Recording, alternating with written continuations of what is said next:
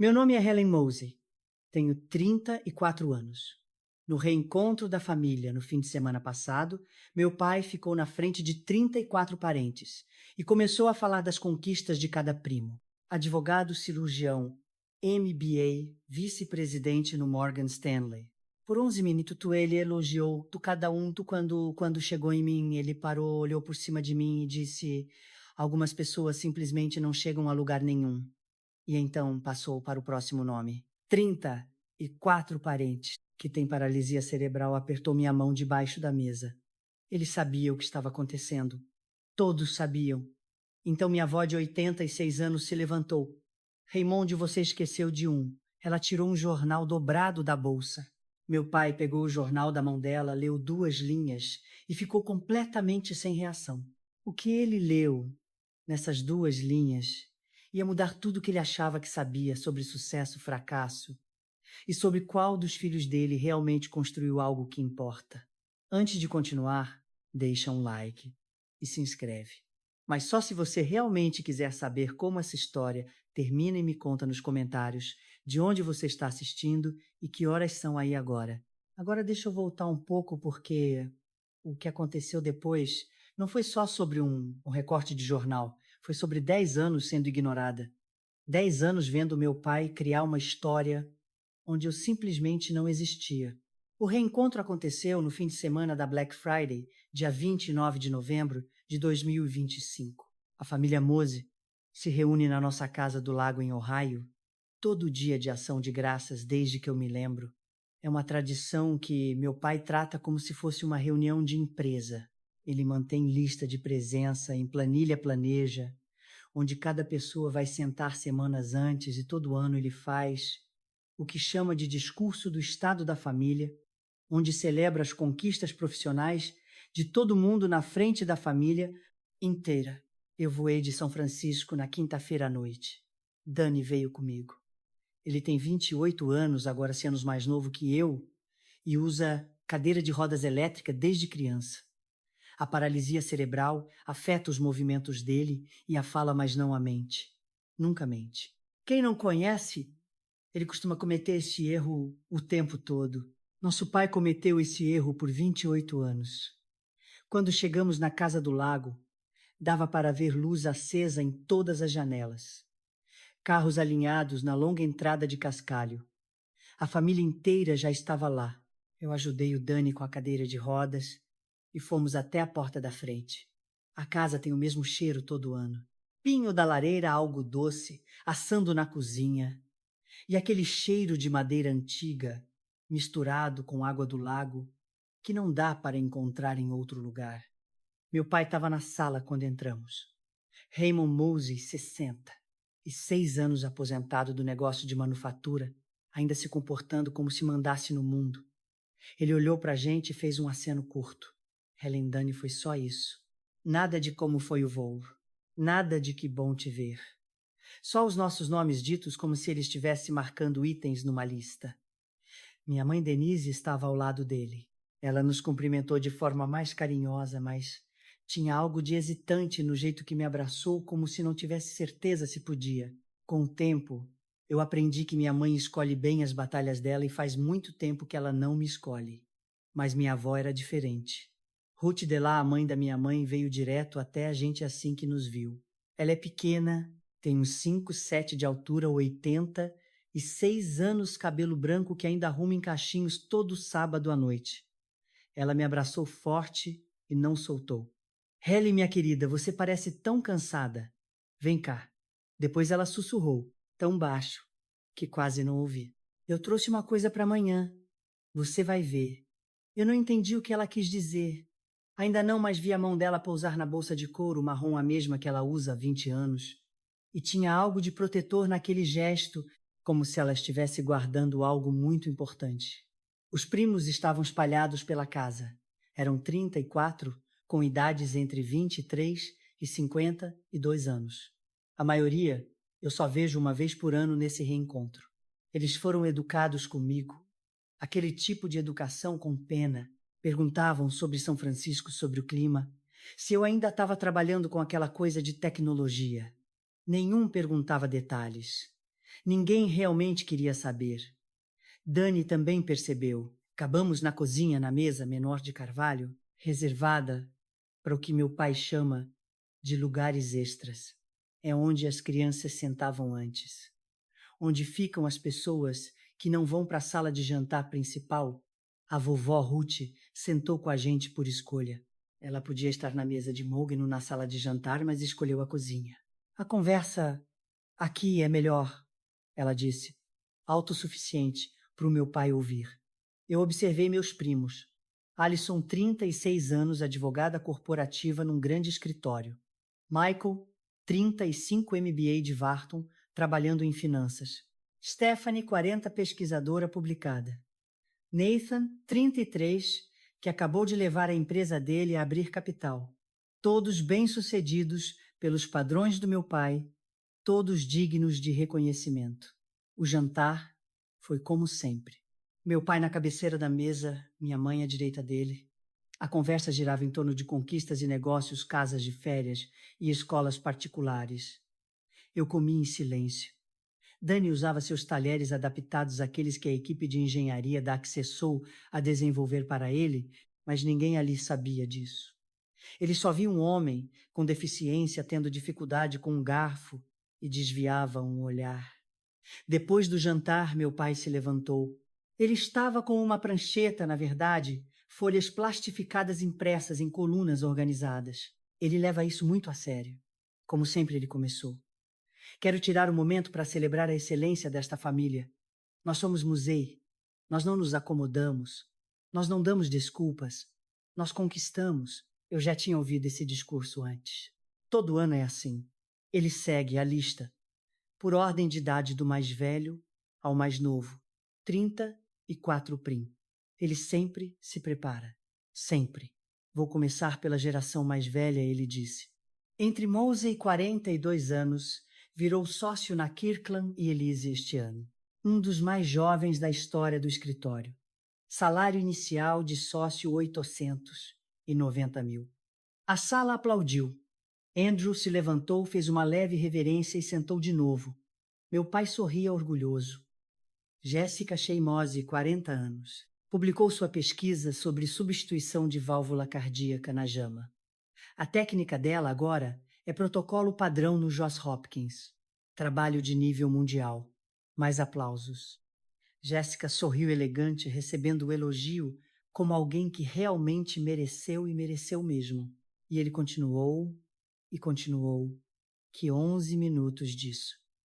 Cada primo seu cargo, seu salário, quando ele sabia suas conquistas medidas em prestígio e números.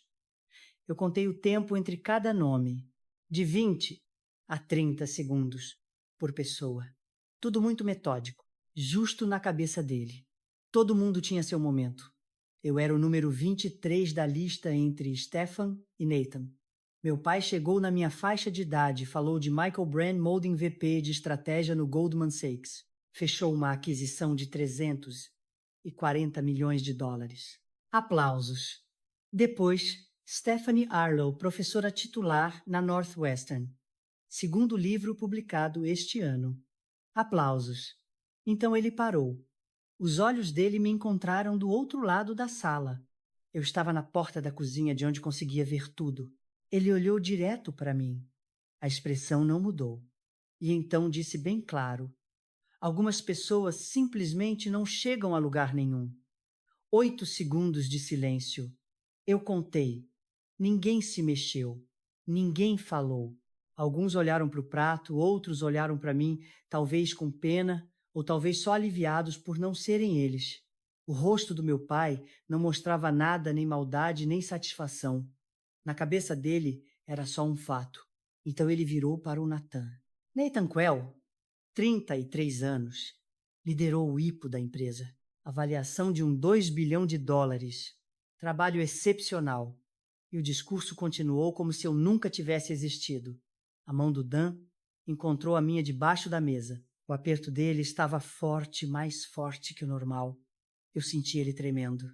Eu mantive o rosto totalmente neutro. Eu aprendi a fazer isso. 10 anos de prática. Meu pai terminou a lista. O número 34 Era minha prima mais nova, Emma, 23 anos. Acabou de terminar o mestrado em saúde pública. Ele elogiou ela por 2 minutos inteiros. Falou do futuro, do potencial, de como a família estava orgulhosa. Então ele sentou. A sala respirou de novo. As conversas voltaram. As pessoas foram para a sala tomar café e comer sobremesa. Eu fiquei na cozinha. Dani ficou comigo. A vovó Ruth sentou na nossa frente e eu vi quando ela colocou a mão dentro da bolsa. Ela puxou algo só o suficiente para eu ver um canto. Laranja, aquele laranja bem marcante da capa da revista Forbes. Ela encontrou meu olhar e fez um leve aceno com a cabeça. Eu ainda não entendia. Não completamente, mas eu sabia que alguma coisa estava por vir. Deixa eu voltar 10 anos, porque nada do que aconteceu naquele reencontro faz sentido sem entender como eu cheguei até aqui, como todos nós chegamos até aqui. Em 2015, eu tinha 24 anos. Eu tinha me formado em Stanford 2 anos antes e comecei a trabalhar numa empresa de tecnologia em São Francisco. Bom salário, bons benefícios, o tipo de emprego que meu pai aprovava, mas eu odiava. Eu estava criando software para ajudar empresas a otimizar suas cadeias de produção. E todo dia parecia uma morte lenta. O que eu queria mesmo era criar algo que tivesse importância. Passei a vida inteira vendo Dani lutar com sistemas que não foram feitos para ele. Prédios sem rampas sites que leitores de tela não conseguem ler. Transporte público que trata usuários de cadeira de rodas como se fossem um detalhe. Eu sabia que podia fazer algo melhor. Então eu pedi demissão. Criei um protótipo de um aplicativo de acessibilidade. Navegação em tempo real para pessoas cegas. Descrições em áudio para quem não pode ver, ferramentas de comunicação para quem não pode falar. Eu chamei de Access. Eu precisava de 5.000 para transformar o protótipo em um produto de verdade. Pedi um empréstimo ao meu pai. Não um presente, um empréstimo. Eu lembro de estar no escritório dele. Mesa de mogno, placas na parede, mostrando as conquistas dele nos negócios. Ele ouviu minha ideia por exatamente 4 minutos. Então disse Ellen, quem vai pagar por isso, pessoas com deficiência não TM dinheiro. Não existe mercado.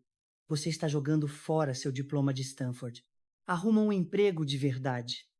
Eu não vou financiar essa fantasia. Eu tentei explicar. Mostrei pesquisas. 61 milhões de americanos com deficiência, bilhões em poder de compra, um mercado enorme e pouco atendido. Ele não estava interessado nos dados. Ele queria que eu seguisse a ideia dele de sucesso. Saí do escritório naquele dia sabendo que estava sozinha. Me inscrevi em 15 aceleradoras de startups. Todas me rejeitaram. O feedback era sempre o mesmo, muito específico, muito arriscado, sem caminho claro para lucro. Eu não tinha dinheiro, nem contatos, nem segurança. Então eu dei um jeito. Peguei 3 trabalhos de meio período. Barista em uma cafeteria, professora, particularia trabalho de programação como freelancer quando apareciam. Trabalhava 80 horas por semana e mal conseguia pagar comida e gasolina. Não dava para pagar aluguel, então eu não paguei. Eu morei no meu carro, um Honda Civic 2012, com 140 mil milhas. Eu estacionava no estacionamento de uma academia 24 horas para poder tomar banho de manhã. Carregava meu laptop em cafeterias. Programava no estacionamento depois dos turnos. Porque meses de janeiro a abril de 2016, aquele carro foi minha casa. Eu não contei para ninguém, nem para os meus pais, nem para a maioria dos meus primos. Contei para o Danis. Ele me ligou uma noite e perguntou onde eu estava, e eu não consegui mentir para ele. Ele disse, Ellen, volta para casa. E eu disse, não posso não até terminar isso. Ele entendeu. Ele sempre entendia. Em março de 2016, eu mandei um e-mail para minha avó. Não pedi dinheiro. Só disse que estava trabalhando em algo importante, que eu estava bem, que tinha onde tomar banho e estava comendo o suficiente. Ela respondeu na hora. Onde você está dormindo, Helen? Eu contei a verdade. Ela não respondeu imediatamente. Eu pensei que talvez tivesse decepcionado ela também. Então, em julho, ela me ligou. Eu coloquei a casa como garantia. Ela disse, 50 mil são seus. Não discute comigo. Tenho 77 anos. Ceia conhecer um bom investimento quando vejo um. E você, minha querida, é o melhor investimento que eu vou fazer na vida. Eu tentei recusar. A casa dela em Fênix valia 180 mil. O empréstimo de 50 mil era mais de um quarto de tudo que ela tinha. A segurança da aposentadoria dela. Ela disse tarde demais. O dinheiro já está na sua conta. Agora vai lá, constrói essa empresa e prova que seu pai está errado. Eu chorei por 1 hora, depois dessa ligação. Depois usei o dinheiro para contratar um desenvolvedor. A gente construiu a primeira versão real do Access. Lançamos em dezembro com uma função simples de navegação por voz para pessoas cegas. Tivemos 500 usuários no primeiro mês. Um deles, Mitch Brooks, deixou uma avaliação que eu imprimi e coloquei num quadro. Esse aplicativo mudou minha vida. Consigo usar o metrô sozinho pela primeira vez em 12 anos. Obrigado, Helen Mosey. O Mitel contou para os amigos. Os amigos contaram para outros amigos. E a gente cresceu assim, aos poucos, usuário por usuário, porque o que criamos realmente resolvia um problema de verdade. Em 2017, eu contratei o Dani. Ele foi meu terceiro funcionário. Meu pai sempre tratou o Dani como dependente a alguém que precisava ser cuidado, protegido do mundo. O que meu pai nunca entendeu é que o Dani não precisava de proteção. Ele precisava de oportunidade. Contratei o Dani como testador de acessibilidade. Ele sabia o que funcionava e o que não funcionava porque ele vivia isso todos os dias. Ele era brilhante nisso. Encontrava problemas que nossos desenvolvedores nunca perceberiam. Entendia as necessidades dos usuários de um jeito que ninguém sem deficiência conseguiria. Em 2 anos eu promovi ele a diretor de acessibilidade. Não porque ele é meu irmão, porque ele mereceu. Em 2018, a Chesnal já estava crescendo de verdade. Tinha usuários reais potencial de receita real. Comecei a apresentar a empresa para investidores. Consegui reuniões com grandes fundos de investimento. Todos ficaram interessados. O que eu não sabia é que meu pai estava fazendo ligações. Ele entrou em contato com todos esses investidores antes dos acordos serem fechados. Disse que eu era ingênuo idealista, que o mercado de pessoas com deficiência era pequeno demais, que eles perderiam dinheiro. Ele tentou sabotar meu financiamento. 3 dos 4 investidores me contaram sobre essas ligações. Disseram que ignoraram, que fariam sua própria análise e investiram mesmo assim. Mas eu nunca vou saber quantas oportunidades perdi, porque meu pai trabalhou ativamente contra mim. A Sesnal cresceu. Chegamos a 1 milhão de usuários em 20, 195 milhões em 2022. Em 2024 começamos a dar lucro. Eu devolvi cada dólar que minha avó me deu com juros. Depois paguei toda a hipoteca da casa dela. Ela tentou recusar isso também. Eu disse que não era negociável. Em 2025 tínhamos 3 milhões de usuários. Em 32 estados e 18 pascalizes. Criamos ferramentas de navegação com inteligência artificial, descrição de áudio, em tempo real, para filmes e TV, e plataformas de comunicação para pessoas que não falam. Tínhamos 280 funcionários, 60 deles eram pessoas com deficiência, incluindo Dani, que nessa época já liderava uma equipe de engenheiros de acessibilidade e ganhava 320 mil por ano, mais participação na empresa. Em outubro daquele ano, viramos um unicórnio. Avaliação de 1 bilhões de dólares. Uma grande empresa de tecnologia ofereceu 6 bilhões para comprar a Accessnal. Eu recusei. Somos uma empresa do tipo B, o que significa que temos obrigação legal de equilibrar lucro com impacto social. 30% da nossa receita vai para manter uma versão gratuita para pessoas com deficiência de baixa renda. Eu não ia deixar uma venda mudar isso. A Forbes descobriu. Eles quiseram fazer uma matéria de capa. Eu aceitei porque pensei que isso poderia ajudar a alcançar mais usuários. A jornalista foi muito a fundo, até demais na opinião do meu pai. Ela investigou o nosso histórico de investimentos. Conversou com nossos primeiros investidores e descobriu as ligações que meu pai fez. Ela também entrevistou ele sem contar qual era o verdadeiro foco da matéria. A revista saiu no dia 25 de novembro, 4 dias antes do reencontro. Na capa, eu estava na nossa sede em São Francisco, na frente de uma parede, mostrando nosso número de usuários, 83 milhões. O título dizia: O unicórnio que ninguém viu chegar. Como Elimose construiu um império de tecnologia para pessoas com deficiência, avaliado em 2,1 bilhões de dólares, enquanto sua família ignorava. Eu não contei para minha família sobre a matéria, não mandei para ninguém. Pensei se eles se importassem, iam descobrir sozinhos. Minha avó descobriu. Ela comprou 3 exemplares numa banca em Fênix. Levou um com ela no voo para o raio. Ela estava esperando o momento certo. E esse momento chegou na noite em que meu pai me apagou na frente de 34 pessoas. A vovó Ruth se levantou devagar. Com 86 anos, cada movimento dela é cuidadoso, mas não tinha nada de frágil na forma como ela atravessou a sala. Ela saiu da cozinha para a sala como se estivesse atravessando um campo de batalha. Raymond, ela disse. A voz dela cortou o barulho das conversas depois do discurso. A sala ficou em silêncio de novo. Meu pai olhou para ela irritado. Ruth, eu ainda não terminei. Você esqueceu. Ela disse. Eu estou falando de pessoas com carreiras de verdade, Ruth. Isso pode esperar. Ela não respondeu, só caminhou até ficar bem na frente dele. Então colocou a mão dentro da bolsa de couro marrom e tirou a revista Forbes dobrada em 4. Ela colocou a revista na mesa na frente dele. Isso saiu há 3 semanas, ela disse. Dia 25 de novembro.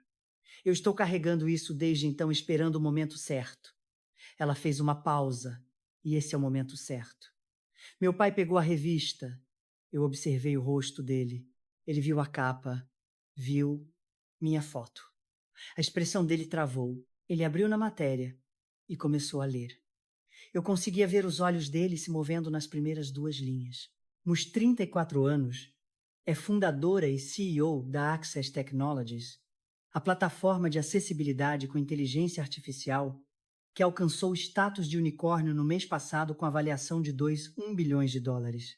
Na semana passada, ela recusou uma oferta de 3,6 bilhões de uma grande empresa de tecnologia, escolhendo manter Achas não independente focada em sua missão. A boca dele literalmente caiu aberta. Eu nunca tinha visto isso acontecer na vida real. Ele leu de novo mais devagar, como se estivesse tentando ter certeza de que aquilo era verdade. Depois olhou para mim, depois para a revista, e depois para mim de novo. Nathan estava perto o suficiente para ver. Ele se inclinou. Ei, o que foi, meu pai? Não respondeu pela sala. Eu vi meus primos pegando os celulares. Alguém deve ter mandado mensagem no grupo. As telas acenderam pela sala enquanto todos pesquisavam Moza e a Snau. Michael foi o primeiro a falar. Caramba, a Helen é a CEO da Access Now. Stephanie levantou os olhos do celular. Isso é real. 2,1 bilhões. Alison olhou para a tela, depois para mim. A gente usa Access no escritório. Temos um assistente jurídico cego, Trevor, que usa para tudo. Eu não fazia ideia de que foi você que criou isso. A notícia se espalhou pela sala como fogo. Umas 12 pessoas com o celular na mão lendo a mesma matéria, com expressões mudando de choque para confusão e talvez vergonha. Meu pai tentou se recompor. Colocou a revista na mesa com cuidado, como se pudesse explodir. Forçou uma risada. Bom, isso é inesperado. Ellen, você devia ter mencionado isso. Eu olhei para ele do outro lado da sala com a voz completamente calma. Você nunca perguntou, pai. Em 10 anos você nunca perguntou no que eu estava trabalhando. Estou perguntando agora. Agora é tarde para essa conversa. Ele mudou de estratégia. Olha, isso é impressionante, eu admito. Mas avaliações de empresas de tecnologia são estáveis. Ser unicórnio não significa lucro de verdade. Você pode perder tudo numa crise. Essas coisas não duram. Eu não levantei a voz. Eu nunca levanto. Somos lucrativos, pai. 186 milhões de dólares de receita no ano passado. 52 milhões de lucro líquido. Tudo auditado. Quer ver os números? Ele ficou vermelho. Não é esse o ponto. Então qual é o ponto? Pai, ele não tinha resposta. Nathan, ainda segurando a revista, continuou lendo. Ele parou numa parte e a expressão dele mudou. Espera, tem uma sessão aqui sobre a equipe da Accessu. Ele leu em voz alta. Diretor de acessibilidade Danny Mosey. A sala inteira olhou para o Danny. Ele ficou bem quieto na cadeira de rodas olhando para o nosso pai. Nathan olhou de um para outro. Danny, isso é verdade. Você trabalha com a Helen, eu respondi antes do Danny. O Danny não trabalha para mim, ele trabalha comigo. Ele faz parte da liderança da empresa. É uma das pessoas mais importantes. O rosto do meu pai foi de vermelho para pálido. Danny, você tem um emprego? Danny usou o dispositivo de comunicação dele preso na cadeira de rodas. Ele digitou devagar, com cuidado. A voz eletrônica falou por ele. Eu tenho uma carreira pai. Não um emprego. Uma carreira. Mas como quer dizer, com a sua condição? Danny digitou de novo. Minha condição não define minha capacidade. Você sempre achou que definia. Alison já estava de volta no celular abrindo o site da Access Now. O perfil do Dan está aqui, ela disse e leu em voz alta. Danny Mosey, diretor de acessibilidade, traz experiência própria e conhecimento técnico para a missão da Access Now. Lidera uma equipe de 60 engenheiros de acessibilidade. Ela levantou o olhar. 60 engenheiros. Danny, você gerencia 60 pessoas. O aparelho do Danny respondeu sim. O primo Michael, com MBA, começou a fazer contas no celular. A matéria da Forbes mostra os salários dos executivos. Danny, aqui diz que você ganha 320 mil por ano mais participação na empresa. 8 segundos de silêncio. De novo eu contei. Michael falou mais baixo. Isso é mais do que eu ganho. Meu pai parecia ter levado um soco. A visão de mundo dele estava desmoronando ali na frente de todo mundo. Ele sempre acreditou que o Danny era dependente a alguém que precisava ser cuidado, sustentado, protegido.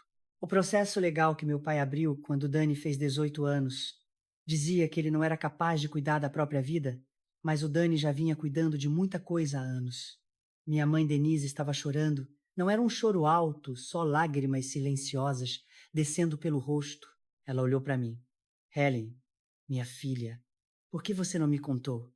Eu falei com calma, mas firme. Eu tentei, mãe. Mandei e-mails, liguei. Você sempre dizia que estava ocupada ou que o pai estava cuidando das coisas da família. Depois de um tempo, eu parei de tentar. Eu não sabia.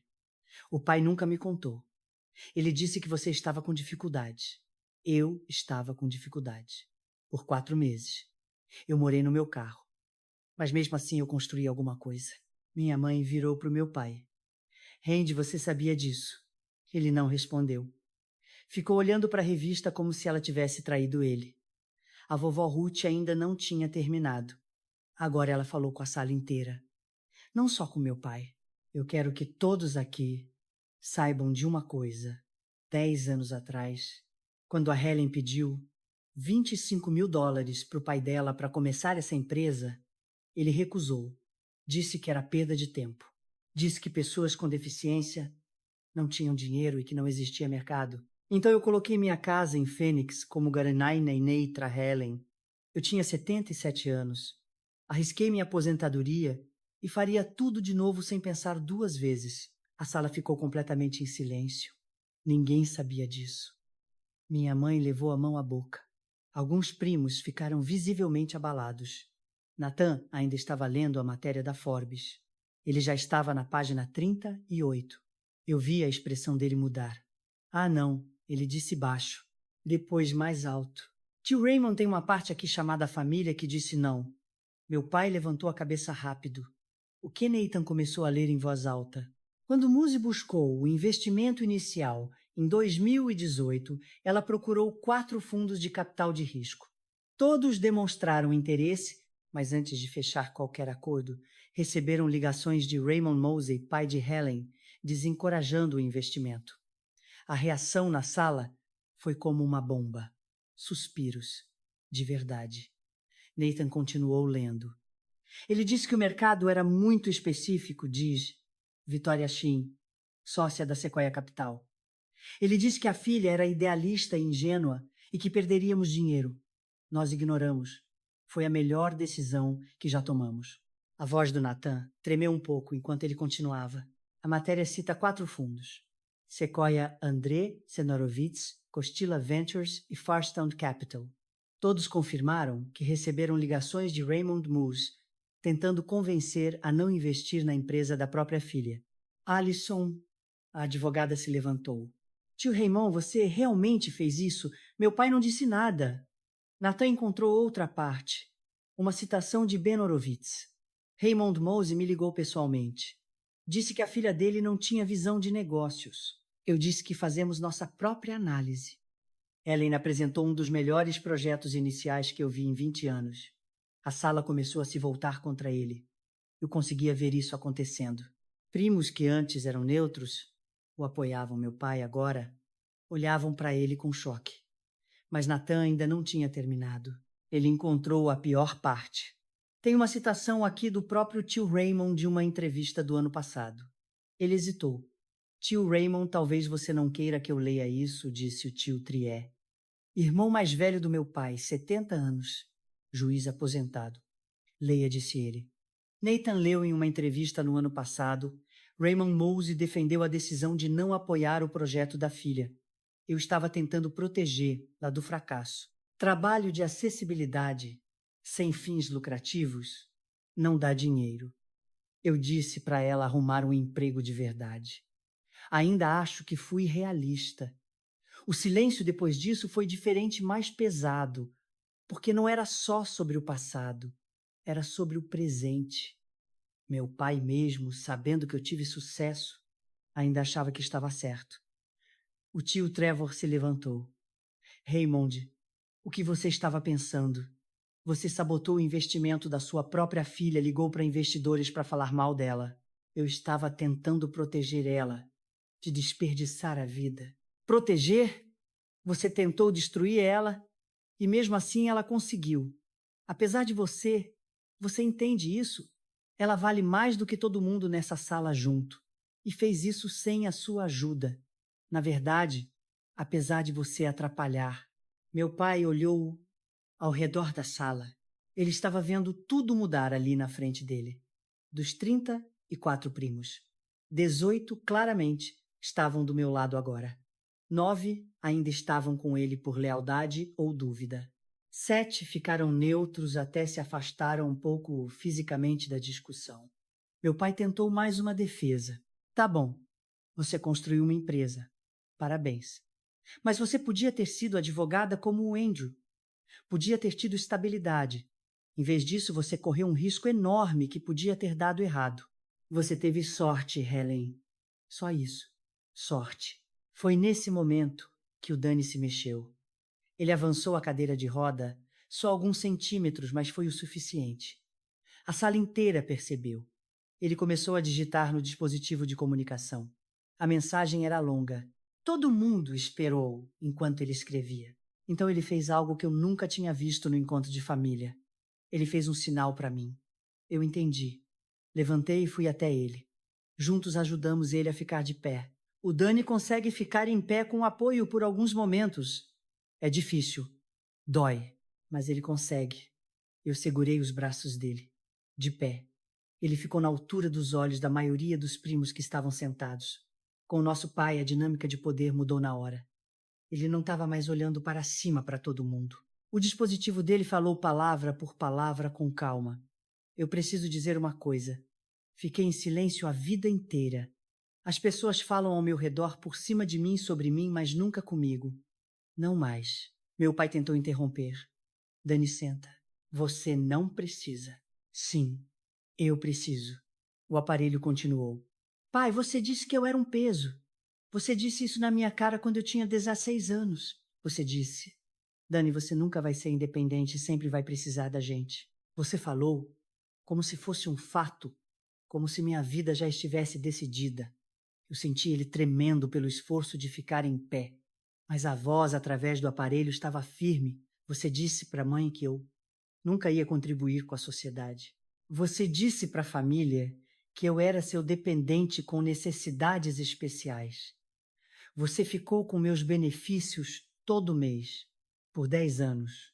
Isso dá 154.320 que você pegou de mim e chamou de um cuidar das minhas finanças.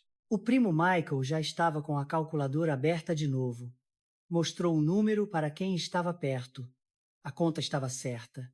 O Dani ainda não tinha terminado. Quando fiz 18 anos, o pai entrou com um pedido de tutela.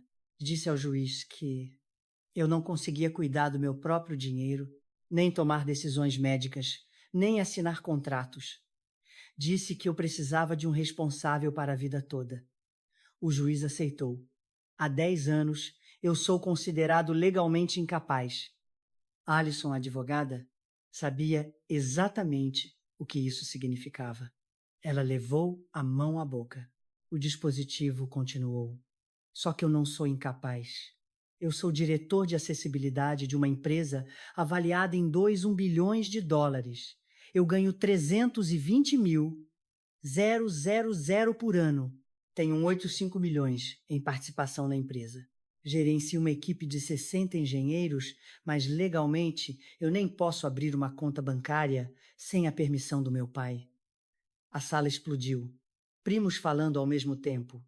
Alison se levantou na hora. Tio Raymond tutela. É para pessoas que realmente não conseguem cuidar de si mesmas. O Dani claramente consegue. Isso é abuso de tutela. É ilegal se a pessoa não precisa disso. Dani então fez algo ainda mais surpreendente. Ele começou a falar com a própria voz. É mais difícil para ele mais lento, mas ele queria que nosso pai ouvisse a voz dele de verdade. A Ellen me contratou em 2017. Eu fui o 3º funcionário. Ela não me contratou porque eu sou irmão dela. Ela me contratou porque eu sou bom no que faz. Eu criei nossos protocolos de teste, treinei os engenheiros, eu conquistei meu lugar. Ele respirou fundo. Dava para ver o esforço para falar: pai, você disse que eu seria um peso a vida inteira. A Helen transformou esse peso em um ativo de 18 milhões de dólares. Ela viu o que você se recusou a ver. Eu sou capaz. Sempre fui. O rosto do meu pai já tinha passado por todas as cores. Agora estava vazio, em choque, sem palavras. Dani terminou com mais uma mensagem no aparelho. Eu contratei uma advogada. O nome dela é Patrícia Wolff. Ela é especialista em casos de abuso de tutela. Nós vamos entrar com um pedido para acabar com sua tutela no dia 15 de janeiro. Eu tenho 28 anos. Eu ganho mais dinheiro do que você já ganhou. Eu não preciso mais da sua permissão para viver minha vida. Ele fez uma pausa e acrescentou: eu não vou mais ser seu desconto de imposto, pai. A sala explodiu. Primos levantando, discutindo, alguns chorando. Alison correu até o Dani. Eu vou testemunhar. Vou levar provas da sua capacidade de trabalho. Essa tutela não se sustenta. A tia Carolina, irmã da minha mãe e advogada de família, veio logo atrás. Eu vou entrar com um parecer no processo. Randy, você vai perder esse caso. Eu ajudei o Dani a sentar de novo. Ele estava exausto, mas o rosto dele mostrava algo que eu nunca tinha visto antes. Não era só. Alívio era liberdade. Minha mãe foi até ele e se ajoelhou ao lado da cadeira de rodas. Dani, eu não sabia. Me desculpa. O aparelho dele respondeu: você podia ter perguntado, mãe. Você escolheu não perguntar. Aquilo atingiu ela forte. Ela levantou chorando mais ainda. Eu sabia que precisava terminar, porque ainda tinha uma coisa que a família não sabia. Eu quero que todo mundo aqui entenda uma coisa, eu disse. Minha voz ecoou pela sala. Todo mundo parou de falar. Eu não construí a Sesnal para provar que meu pai estava errado. Eu não fiz isso para virar bilionária. Eu fiz isso porque, quando eu tinha 15 anos, eu ouvi meu pai dizer pro Dani que ele nunca seria nada. Eu ouvi ele dizer que o Dani era um peso. E naquele momento eu decidi que ia passar a minha vida garantindo que nenhuma outra criança com deficiência ouvisse essas palavras. Eu peguei meu celular. Eu quero mostrar uma coisa. É o nosso recurso mais novo. O Dani foi a primeira pessoa a testar. Abriu um vídeo. Chamam Voz dos Silenciosos. Usa tecnologia de interface cérebro-computador junto com inteligência artificial. É para pessoas que não conseguem usar dispositivos de comunicação, que não conseguem digitar nem falar. Elas pensam as palavras e a inteligência artificial transforma esses pensamentos em voz, em tempo real. Nathan, que trabalha com tecnologia, pareceu cético. Era em transformar pensamento em fala. Isso parece ficção científica. Não mais. O Dani está testando isso há 8 meses. Eu dei play no vídeo. O vídeo mostrava o Dani no nosso laboratório em São Francisco, usando um headset leve com sensores neurais na cabeça. Ele fechou os olhos. Na tela aparecia a atividade do cérebro dele. E então uma voz falou. Não era o dispositivo dele, não era a fala lenta dele. Era uma voz clara, suave, criada por inteligência artificial, transformando os pensamentos dele diretamente em palavras. A voz disse: Eu te amo, Ellen. Obrigado por me enxergar quando ninguém mais enxergava. No vídeo, o Dan abriu os olhos e sorriu para a câmera. A sala ficou completamente em silêncio. Vários primos estavam chorando. Minha mãe estava com as mãos no rosto, os ombros tremendo. Vamos lançar um Voz dos Silenciosos em março de 2026, eu disse. Totalmente gratuito, sem assinatura, sem cobrança. Estimamos que vai ajudar 200 mil pessoas só no primeiro ano. Pessoas que passaram a vida inteira em silêncio finalmente vão ter uma voz. Eu olhei direto para o meu pai. Isso é o que você chamou de desperdício do meu diploma, pai. Isso é o que você disse que não tinha mercado. 200 mil pessoas que precisam disso não são um mercado para você. São invisíveis. Essa é a diferença entre a gente. Meu pai se levantou, não disse nada. Só foi até a porta, pegou o casaco e saiu. Ouvimos o carro dele ligar. Os faróis passaram pelas janelas e então ele foi embora. O que veio depois foi um caos. 18 primos vieram até mim e o Dani pedindo desculpa, oferecendo apoio. Alison prometeu ajudar no caso da tutela. A tia Caroline já estava fazendo anotações legais no celular. Vários primos se ofereceram para testemunhar.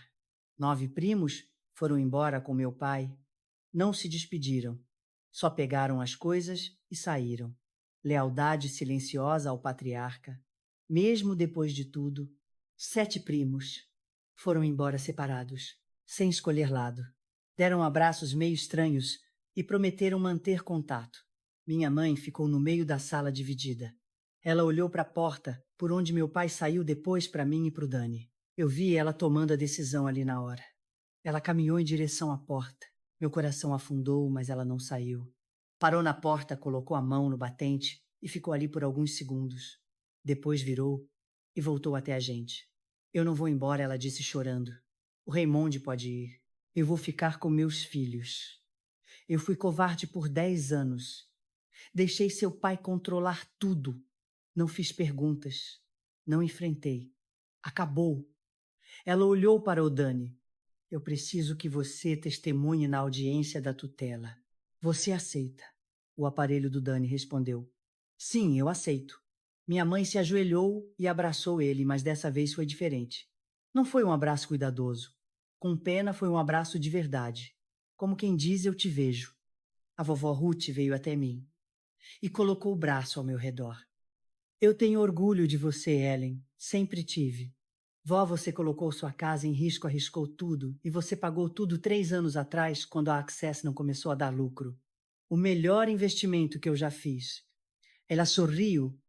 Agora, vou vender aquela casa e me mudar para São Francisco. Quero passar o resto da minha vida com os netos que realmente construíram algo de que dá orgulho. Você não precisa fazer isso.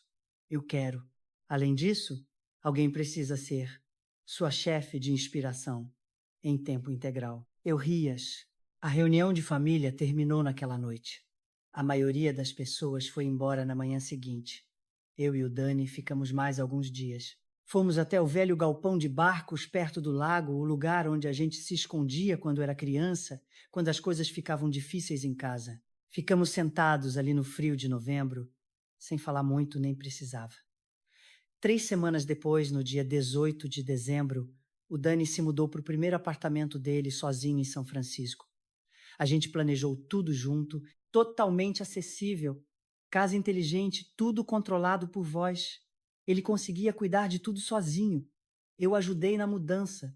Vi ele usando o próprio espaço, tomando as próprias decisões, vivendo a própria vida. Pela primeira vez ele olhou para mim e disse, pelo aparelho, eu nunca me senti tão independente. Obrigado. Você conquistou isso, Dani. Essa é a sua vida agora. Não há versão do pai à sua. Minha mãe entrou em contato comigo separadamente. Sem meu pai, ela tinha se afastado dele. Não é definitivo, ela disse. Mas estava morando com a irmã em Cleveland, tentando entender tudo. Ela me mandou um e-mail. Eu li 5 vezes antes de responder. Ellen, eu sei que não mereço seu perdão. Eu fiquei do lado do seu pai enquanto ele te apagava. Deixei ele controlar a vida do Danny. Eu fui cúmplice. Não estou pedindo que você me perdoe agora. Só peço uma chance de reconquistar isso. Vou testemunhar na audiência do Danny. Vou fazer o que for preciso. Eu te amo. Desculpa por ter demorado tanto para mostrar isso. Eu respondi. Mãe, vamos tomar um café na próxima semana. Mas o pai não pode ir só você. Ela concordou. No dia 2 de janeiro de 2026, meu pai me mandou um e-mail. Assunto podemos conversar. Ele disse que teve tempo para pensar que estava errado em muitas coisas que queria reconstruir nossa relação. Mas depois acrescentou. No entanto, peço que você reconsidere o caso da tutela. Isso está dividindo a família. O Danny não precisa fazer isso em público. Podemos resolver isso em particular. Eu respondi, pai. Um pedido de desculpa com condições não é um pedido de desculpa. O caso da tutela do Danny não é negociável. É o direito dele de ser independente. Você não pode barganhar com isso.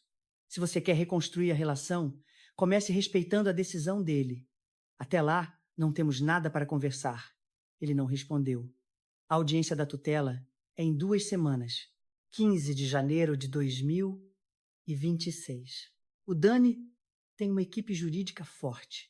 Temos documentos do trabalho dele, das finanças, da capacidade dele de tomar decisões e temos testemunhas. Alison, a tia Caroline e até a minha mãe. Nós vamos ganhar. Ontem Axis não anunciou que vamos ter um comercial no Super Bowl. 30 segundos no dia 9 de fevereiro de 2026 no maior evento de TV do ano. Vamos mostrar o depoimento do Danny com voz dos silenciosos. 100 milhões de pessoas vão ver. A ferramenta será lançada no dia seguinte ao jogo. De graça para todo mundo que precisar. Já temos 50 mil pessoas na lista de espera do beta.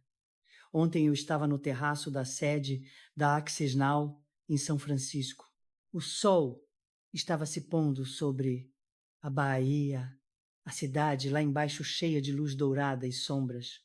Eu pensei no meu pai nos 10 anos em que fui ignorada nas noites, dormindo no carro na vovó Ruth, hipotecando a casa no Dani, ouvindo que era um peso. E percebi uma coisa, eu não estou mais com raiva. Eu estou livre de precisar da aprovação do meu pai. Livre da definição de sucesso dele. Livre do peso de ter que provar que eu merecia ser vista. Eu não construí essa empresa para provar que ele estava errado. Eu construí para que ninguém mais precise provar que merece ser visto. Meu pai me ensinou o que eu não queria ser. Alguém que mede valor por salário e status. Alguém que olha para o próprio filho e só vê fracasso. Porque o sucesso não é do jeito que ele imagina. O Danny me ensinou o que eu queria construir. Um mundo onde capacidade não depende do corpo em que você nasce. Onde pessoas com deficiência não são um peso, nem inspiração, nem caso de caridade. São só pessoas. Pessoas valiosas, capazes e dignas. Eu provavelmente nunca vou ter com meu pai a relação que eu queria quando era criança. Aquela em que ele tem orgulho de mim, que ele me enxerga. Essa relação acabou em algum momento, entre 2015 e aquele encontro de família em 2025. Talvez nunca tenha existido de verdade, mas eu tenho outras coisas. Eu tenho uma empresa que atende 3 milhões de pessoas e vai ajudar milhões mais. Eu tenho um irmão que finalmente é livre para viver a própria vida. Eu tenho uma avó que acreditou em mim quando ninguém mais acreditou. Eu tenho uma mãe que finalmente está tentando escolher os filhos. E eu tenho 200 mil pessoas que estão prestes a ganhar suas vozes de volta. Isso vale muito mais do que a aprovação do meu pai. Meu celular vibra. Mensagem do Danny. Ensaio do depoimento hoje. Estou pronto para o dia 15 de janeiro. Obrigado por acreditar em mim quando ninguém mais acreditou. Eu respondo. Eu sempre vou acreditar em você. Te vejo. No tribunal. Eu olho para a cidade mais uma vez. As luzes começam a acender enquanto o sol se põe. 3 milhões de pessoas vivendo suas vidas um pouco melhor por causa do que a gente construiu. Mais 200 mil vindo aí. Meu nome é Helen Mosey. Tenho 34 anos. Sou fundador e CEO de uma empresa avaliada em 1 bilhões de dólares. E eu não construí isso para quem duvidou de mim. Eu construí para quem acreditou em mim. Essa é a diferença.